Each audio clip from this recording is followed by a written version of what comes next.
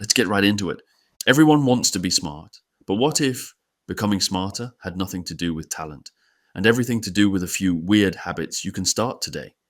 You're not just leveling up, you're rewiring the most powerful tool you'll ever own. So start now. Pick one idea, use it today. It's much easier than you think. Let's start with something that used to terrify scientists. Your intelligence isn't fixed, and that changes everything. The old myth that you're either born smart or not, dead, buried, dragged out of a 1990s science textbook and publicly shamed. Neuroscience has confirmed something powerful. Your brain is plastic. Not made of plastic, but neuroplastic, meaning it can rewire itself, grow, and upgrade like a software patch. You can literally build a smarter brain by how you use it. And it's not about IQ tests, it's about behavior.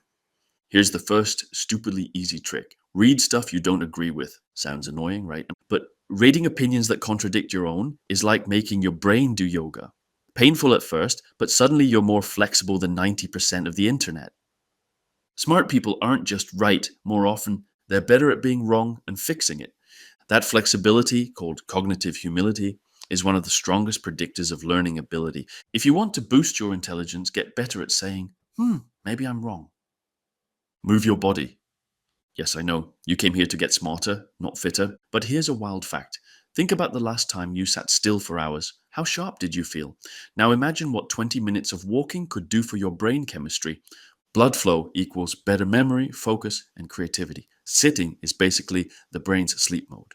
In fact, studies show that kids who walk to school perform better than those who don't, and adults who exercise regularly have bigger hippocampi. That's the part of the brain that remembers stuff. So if you forget your keys all the time, maybe jog to find them. Now let's get weird. Want to boost your intelligence? Talk to yourself. Not just muttering under your breath in the grocery store, I mean narrating your thoughts out loud. Psychologists call this self-explanation, and it improves learning dramatically. When you explain things to yourself, your brain is forced to organize and clarify the information. It's like debugging your own software. So go ahead, sound crazy now, because in 60 seconds, I'll show you why the smartest people on earth literally talk to themselves. Here's another dumbly simple trick. Use your working memory like a muscle. Working memory is your brain's RAM. It holds information temporarily while you use it. People with better working memory solve problems faster and learn quicker.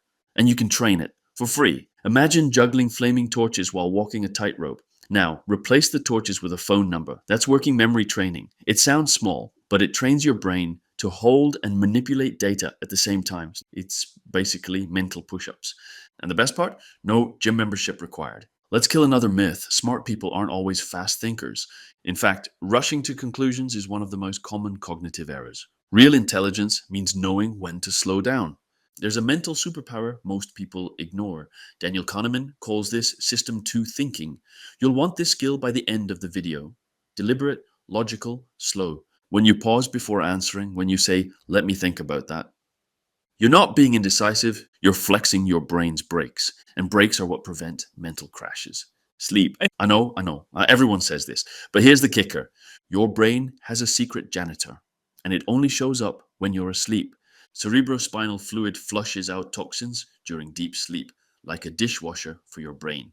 Lose sleep, and your decision-making, focus, and memory plummet. It's not a mindset problem, it's biological sabotage. Want to be sharper tomorrow? Sleep like a lazy genius tonight. Also, ask stupid questions. You know the ones, the wait, but why is that kind. Turns out asking basic questions is how smart people think. They don't assume, they clarify.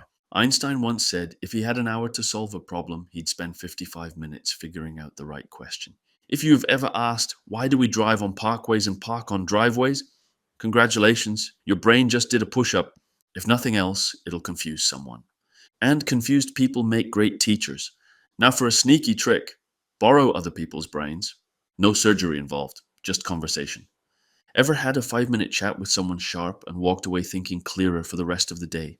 That's mental osmosis. This is why mentors matter. Not because they tell you what to do, but because they show you how to think. Hang around curious people, and your brain will stop accepting mediocrity.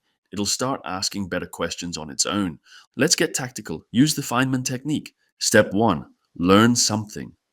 Step 2, explain it to a 12-year-old. If you can't explain it to a 12-year-old, you might not know it at all. But here's the trick to fixing that. This trick forces you to simplify, clarify, and fill in the gaps. And when you can teach something simply, you own it. Feynman didn't win a Nobel Prize for sounding smart. He won it by thinking clearly. Here's one you won't expect. Ditch multitasking. Every time you switch tasks, your brain burns energy on the transition. It's called task switching cost, and it makes you dumber temporarily.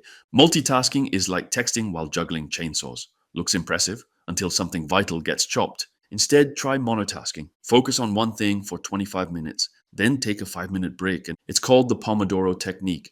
And it works because it respects your brain's natural rhythm. Another thing smart people do, they write. Not just novels or tweets, they write to think. Journaling, note taking, outlining ideas, it externalizes thought. And once your thoughts are on paper, you can shape them. It's like moving your brain outside your skull for a minute. You can see what's fuzzy, what's flawed, what's genius. So if your mind feels messy, write it out. It's like debugging with a pen. Let's wrap with this. Being smart isn't about facts. It's about habits. The smartest people aren't walking encyclopedias. They're curious, consistent, and humble. And none of that requires a genius gene. So yes, becoming smarter is stupidly easy. If you walk, sleep, read weird things, ask dumb questions, and explain stuff to yourself in the shower, you're not crazy. You're not just leveling up. You're rewiring the most powerful tool you'll ever own. So start now. Pick one idea. Use it today.